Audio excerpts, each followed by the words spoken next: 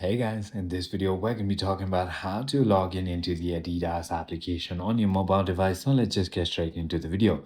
First things first, simply go ahead and open your Adidas application. Once you've done that, it's going to simply go ahead and take you to the login page. So simply go ahead and wait until it loads up.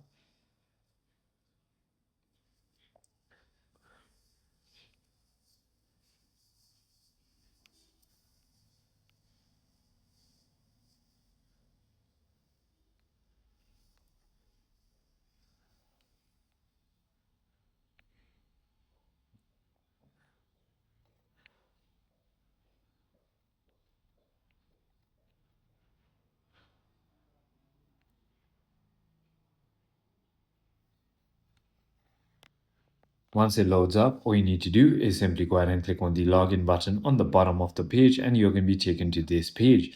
So here, all you need to do is simply go ahead and enter your email on the top tab that says email address, and then simply go ahead and select or the tick mark all these terms and conditions right over here. Click on continue, enter your password, and you'll be logged in.